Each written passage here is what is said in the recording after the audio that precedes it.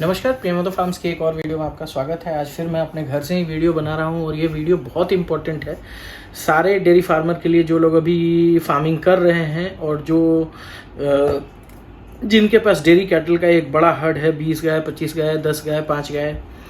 तो देखिए, आज का जो हमारा टॉपिक है वो है LSD, लंपी स्किन डिजीज़। इसके बारे में आप लोग बहुत सारे यूट्यूब चैनल पर लगातार वीडियोस देख रहे होंगे और वीडियोस में जो भी वेटनरियन डॉक्टर्स हैं वो अलग अलग तरीके से सारी चीज़ें आपको प्रिस्क्राइब कर रहे हैं। तो देखिए, लंपी स्किन डिजीज़ जो है वो एक वायरस है और इसका जो ओरिजिन प्लेस है दैट ये जो है वो अफ्रीका में है। अफ्रीका के जो वाटर बफेलोज हैं, जो आपकी जो वहाँ के जंगली भैंसे हैं, वाटर बफेलोज हैं, उनके ये मतलब जो लंपी स्किन डिजीज़ का जो वायरस है ये होस्ट वही है। और वहाँ से सबसे पहले अफ्रीका के बाहर जो केस देखा गया है इसका, वो 2019 में चाइना में देखा गया था, उसके बाद बांग्लादेश और उसके बाद इंडिया। आज के डेट में इंडिया के 4, 5, 6 स्टेट जो हैं अभी प्रभावित हैं। पहला नंबर पे पंजाब है, दूसरा गुजरात है, महाराष्ट्र है, मध्य प्रदेश है और सौराष्ट्र का रीजन है जहाँ अभी ये डिजीज़ फैला हुआ है। गुजरात के 14 जिलों में इस जो ये वायरस है इसका प्रकोप ज़्यादा है। और देखिए, जो गवर्नमेंट है, गवर्नमेंट का कहना होता है कि जो एपी सेंटर है, मतलब जहाँ से ये वायरस सबसे ज़्यादा फैला है, उसके 5 किलोमीटर के रेडियस के गायों को वैक्सीनेट करने का जो है रूल है। बट इस रूल के ऊपर अगर हम लोग नहीं चलें तो जो सबसे बढ़िया, ये एग्जैक्टली कोविड की तरह है कि अभी इसका कोई इलाज नहीं आया है। इसका सबसे बढ़िया इलाज है आप जो है अपनी गायों को वैक्सीनेट करें LSD के वैक्सीन से, जो कि आपको पटना में अनिल फार्मा हो गए, सिद्धि विनायक वेटनरी का दुकान है जमाल रोड में, सॉरी गोविंद मित्रा रोड में, वहाँ मिल सकते हैं। इसकी वैक्सीन इसका मिल सकता है और इसके वैक्सीन को ला करके अपनी गायों में लगाएं। और एक बात समझ लें कि हो सकता है कि वैक्सीन लगाने के बाद भी आपकी गाय जो है बीमार पड़े, बट उसकी इम्यूनिटी जो है उससे बूस्ट हो चुकी होगी। और जैसे कोविड में इंसान को कोविड का टीका लगने के बाद कोविड में जो डेथ रेशियो है वो कम हो गया, लोगों का बीमार पड़ना कम हो गया, उसी तरीके से LSD में भी गायों का बीमार होना कम हो जाएगा। तो देखिए, मेन क्या है कि पहला तो चीज़ है कि ये ऐसा चीज़ है जिसकी कोई दवा नहीं है, इसलिए सबसे बढ़िया है कि precaution is the best medicine of any disease. तो अगर हम प्रिकॉशन लेते हैं तो इस डिजीज़ से बचा जा सकता है। देखिए, जो अभी हमारे फार्म में हम लोग कर रहे हैं उसमें सभी गायों को हल्दी देना शुरू किया गया है। हमारे यहाँ हम लोग जो है फॉर्मेलिन से अपने यहाँ के फ्लोर्स को साफ कर रहे हैं और गायों के ऊपर नीम के काढ़े का छिड़काव कर रहे हैं ताकि उस पर किसी भी तरीके के जो है मच्छर या मक्खी बैठ करके उसको डंक न करें। और ये भी जान लीजिए कि लंपी स्किन डिजीज़ जो है वो छूने से नहीं फैल रहा है, बल्कि ये जो मच्छर होते हैं, जो वाहक होते हैं, खून चूसने वाले मच्छर, कीटाणु या जो टिक्स होते हैं, उनसे फैल रहा है। तो अपनी गायों में इन सब चीज़ों का अभी ख्याल रखिए, चूने का प्रयोग कीजिए, जहाँ भी मच्छर पनपने वाली जगह है वहाँ पे ब्लीचिंग पाउडर और किरासन तेल का छिड़काव कीजिए ताकि मच्छर कम से कम, मक्खी और मच्छरों का प्रकोप कम से कम रहे। जिन गायों को आपने आइवरमेक्टिन नहीं लगाया उन लोगों को आइवरमेक्टिन लगा लें ताकि किसी भी तरीके के टिक्स वगैरह की जो समस्या हो उससे आप अपनी गायों को दूर कर सकें। दूसरा, अगर आप ऐसा नहीं करते हैं, आप ये 150 रुपये बचाएंगे तो हो सकता है कि लंपी स्किन डिजीज की वजह से आप अपने गाय का प्रोडक्शन भी खोएं, या हो सकता है कि आपकी गाय मर भी सकती है। ये हालांकि बहुत कम केसेस हो रहे हैं मरने के, लेकिन फिर भी गुजरात में 40,000 गायों में का कंफर्म्ड केसेस था, जो कि गवर्नमेंट के पास डेटा है। उसमें से 1000 गायों की डेथ हुई है। तो हर 40 गाय में एक गाय की डेथ हो रही है। मतलब अगर एवरेज समझिए तो 2% के करीब का एवरेज है, जो कि डेथ रेशियो कम जरूर है, लेकिन इसको ऐसा नहीं लिया जा सकता है कि आपकी गाय नहीं मरेगी।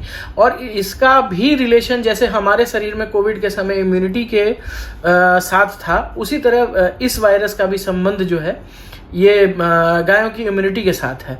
जो गाय आपके हर्ट के कमज़ोर गाय हैं, पहले उनको अटैक होगा। वो जो जिनकी इम्यूनिटी कमज़ोर होगी वो ज़्यादा इफेक्ट होगा उनके ऊपर। और जब ये बीमारी होती है, जैसे मान लीजिए किसी मच्छर ने, किसी LSDV के वाहक मच्छर ने आपकी गाय को काटा या टिक ने काटा, तो इसके लक्षण आने में 2 से 3 दिन लगते हैं, और शुरुआती दिनों में अगर आप इसका इलाज कर ले तो हो सकता है आपकी गाय 7 से 8 दिन में रिकवर कर जाए। अगर आपने उस समय इलाज करने में थोड़ा भी देर किया तो हो सकता है कि आप अपनी गायों से भी हाथ धो देंगे। तो लंपी स्किन डिजीज को मजाक में मत लीजिए। आप बिहार में हैं, या आप यूपी में हैं, या आप झारखंड में हैं, या आप बंगाल में हैं, आप अपनी गायों को जितनी जल्द हो सके LSD का वैक्सीन जहां से भी टीका प्राप्त कर सकते हैं अपने सरकारी विभाग में पता करें। अगर नहीं मिलता है तो पटना में 2-3 फार्मास्यूटिकल्स वाली जो हैं वेटनरी फार्मा दुकानें हैं, उनसे पता कीजिए, उनसे बोलिए कि रिक्वेस्ट कीजिए कि जितनी जल्दी हो सके इस वैक्सीन को मंगाया जाए। और ये जो है खास करके अपनी गायों को मच्छर, मक्खी और टिक से बचाने का कोशिश कीजिए। हमारे यहाँ हम लोग जो है, आपको मैंने पहले भी वीडियो में बताया है कि हम लोग अपने यहाँ गायों को हल्दी दे रहे हैं ताकि उनकी इम्यूनिटी को हम लोग बूस्ट कर सकें। 25 से 30 ग्राम हर गाय को हम लोग अभी हल्दी दे रहे हैं, हफ्ते में 2 से 3 दिन। इसके अलावा गायों को हर तीसरे चौथे दिन नीम के काढ़े से नहलाया जाता है। जैसे हम लोग क्या करते हैं कि 10 केजी नीम के पत्ते को 50 केजी पानी में खौला करके उस पानी को 25 से 30 किलो कर लेते हैं, और 1 लीटर पानी को जो है गाय के पूरे शरीर पे छिड़क देते हैं। उससे क्या होता है कि उस गाय के शरीर में किसी भी तरीके का अगर टिक्स हो या किसी तरीके का मच्छर बैठने की जो संभावना है वो खत्म हो जाती है, कम हो जाती है। खत्म कहना गलत होगा, कहीं हमारे से भी मिस्टेक हो सकता है, कल को हमारे यहाँ भी LSD हो सकती है, इसलिए इन सब चीज़ों को हम लोग नहीं कहेंगे। और उसके बाद जो है फर्श पे फॉर्मेलिन का छिड़काव कीजिए या कोर्सलिन का छिड़काव कीजिए, जिससे फर्श पे किसी भी प्रकार के कीटाणुओं को पनपने के चांसेस कम हो।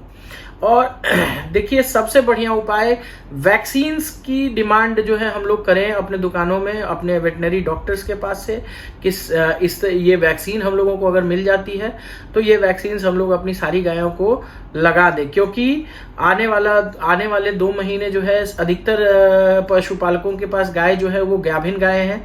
और जैसे पिछले साल FMD में गायों ने गर्भपात कर दिया था और ये बहुत बड़ा लॉस हो जाता है। तो इस लॉस से बचने का एक ही उपाय है कि अभी अपनी गायों को सुरक्षित किया जाए LSD से, क्योंकि अगर ये होता है तो गर्भपात की संभावना भी बहुत ज़्यादा हो जाती है। और जो आप अक्टूबर-नवंबर में अपने यहाँ ये सोच रहे हैं कि आपके पास गायें जो है बच्चा देंगी और बच्चा देने के बाद आपके यहाँ मिल्क का प्रोडक्शन बढ़ेगा, वो चीज़ें रुक जाएंगी। तो इसलिए अभी इस चीज़ पे आप लोग सभी लोग ध्यान दें, अपने यहाँ साफ सफाई पे ध्यान दें, नीम के काढ़े का इस्तेमाल, हल्दी का इस्तेमाल ज़रूर करें अपनी गायों की इम्यूनिटी को बूस्ट करने के लिए। गायों का खाना जो है वो अच्छा क्वालिटी का खाना खिलाएं, उनमें एनर्जी की कमी न होने दें। अगर हो सके तो जो थोड़ी अगर कैटल कमज़ोर लग रही है तो उसको एनर्जी प्रिकर्सर्स भी ज़रूर दें इसके साथ, ताकि उनमें एनर्जी बनी रहे, उनकी रोग प्रतिरोधक क्षमता जो है वो अच्छे लेवल पे मेंटेन रहे, ताकि उनको इस बीमारी से लड़ने की क्षमता हो सके और इस बीमारी से वो उभर करके आगे जिंदा वापस आ सकें। तो कुल मिला के यही चीज़ें हैं जो आप लोगों के साथ मैं अभी शेयर करना चाह रहा था। और दूसरी चीज़, अगर हो सके तो मैं आप सभी से करबद्ध प्रार्थना करता हूं कि अभी आप लोग कहीं से भी, पंजाब से, गुजरात से, महाराष्ट्र से, बेंगलोर से, कहीं से भी गायों की खरीद फरोख्त पे थोड़ा सा अगर ज़रूरी ना हो तो रुक कर करें, या कर रहे हैं तो इस बात की ताकीद ज़रूर करें कि उस गाय को LSD का वैक्सीन लगा है या नहीं लगा है। ये ज़रूर अपने जो भी आपके ब्रोकर हैं या जिनसे भी आप गाय ले रहे हैं उस पशुपालक से ज़रूर पूछिए कि क्या आपने अपनी गाय को LSD का टीका लगवाया है, और लगवाया है तो कब लगवाया है। और देखिए, अगर किसी गाय को आपके यहाँ LSD हो जाता है और आपके पास 10, 20 गाय, 25 गाय है, तो उस गाय को सबसे पहले पूरे स्वस्थ हर्ड से अलग कर लीजिए और उसका कुछ खास ख्याल रखिए, उसकी इम्यूनिटी को बूस्ट करने का प्रयास करिए। उस गाय को अच्छे से अच्छा जो हमारे आयुर्वेदिक दवा है वो सब भी आप चला सकते हैं। होम्योपैथी में एक सरोज जी का हमने पहले भी नंबर डाला था, मेरा वीडियो है सरोज जी का, इसके में हम लिंक डाल देंगे। वो सरोज जी से आप जख्म जोड़ी, और उसके साथ में एक और उन्होंने दवा बताई थी, अभी मेरे दिमाग में नहीं आ रहा है, एक जख्म जोड़ी उन्होंने बोला था और एक ज्वारंतिका, ये दोनों दवा जो है LSD में अच्छा काम कर रही है। तो ये दवा आप लोग प्रिकॉशनरी के तौर पे कम से कम 12-12 डिब्बा, अगर आपके पास 10-12 गाय हैं तो 12-12 डिब्बे मंगा करके रख लीजिए। ज़्यादा खर्च नहीं है, 700-800 रुपये का खर्च है, लेकिन इसको आप कर लेंगे तो ये आपके लिए बड़ा उचित और सही रहेगा। और देखिए हम किसी का प्रचार नहीं कर रहे हैं, लेकिन अभी अपनी गायों को सुरक्षित रहना सबसे ज़रूरी है। हर साल जो बरसात का समय होता है उस समय इस तरीके की समस्याएं आती हैं। कभी एफएमडी का चलता है, तो कभी सर्रा चलता है, तो कभी एलएसडी चलता है। तो ये समय बड़ा स्थिर होकर के समय को काटने वाला होता है कि इस समय अपने हर्ड को बचा करके किसी भी तरीके से जो है इस मुसीबत से आगे निकला जाना चाहिए। और एक बार अगर आप इससे निकल जाते हैं तो उसके बाद फिर अक्टूबर, नवंबर, दिसंबर, जनवरी, फरवरी, मार्च वाले जो महीने होते हैं, मई तक आपकी गायों को ज़्यादा कोई बीमारी लगती नहीं है। अगर आप उनके खान पान वगैरह को आप ठीक रख रहे हैं तो आप बीमारी से हमेशा बचे रहेंगे। और दूसरी चीज़ कि इन सब बातों के अलावा जो सबसे इम्पोर्टेंट बात है कि ध्यान रखिए, ख्याल रखिए। अभी हो सके अगर ज़रूरी ना हो तो नई गाय न खरीदिए। जो भी खरीदारी करना हो वो एक बार इस दौर को गुजर जाने दीजिए, उसके बाद फिर आप खरीदारी करिए, कोई दिक्कत नहीं है। और यही थी एलएसडी के ऊपर इन्फॉर्मेशन। बाकी आप बाकी जो भी डॉक्टर्स हैं वेटनरी के जो यूट्यूब पे अपना चैनल चलाते हैं, उन लोगों ने सारी दवाओं का भी बताया है कि इलाज एलएसडी में जो इलाज होगा वो बीमारी जिस प्रकार की दिखेगी उस प्रकार का इलाज होगा। जैसे अगर इन्फ्लामेशन लग रहा है तो एंटी इन्फ्लामेटरी इंजेक्शंस लगेंगे, अगर एंटी बैक्टीरियल लग रहा है तो एंटी बैक्टीरियल्स लगेगा, फीवर आ रहा है तो फीवर के लिए पैरासीटामोल्स या मेलोनेक्सियम लगेगा। तो ये सारी दवाओं की जानकारी आप उनके यूट्यूब चैनल से ले सकते हैं और अपनी गायों को इससे सुरक्षित कर सकते हैं। तो फिलहाल के लिए तो यही चीज़ें हैं। आप भी अपने यहाँ जो है नीम का काढ़ा, हल्दी, फॉर्मेलिन, इन सब का इस्तेमाल करना शुरू कर दीजिए। अगले 1 महीने बहुत रिस्की है और इससे निकलना हम सभी का बहुत आवश्यक है, ताकि इस धंधे के ऊपर जो है अभी आँच या मुश्किल आई है उसको हम लोग पास ऑन कर लें। तो यही वीडियो थी। फिर कल मिलते हैं फार्म की वीडियो के साथ। और अभी के लिए धन्यवाद। मैं कल अपने फार्म पे रहूँगा। अगर आप में से कोई को विज़िट करना हो तो आ सकते हैं, विज़िट कर सकते हैं अपने फार्म को मेरे देखने। तो धन्यवाद, मिलते हैं फिर अगली वीडियो में।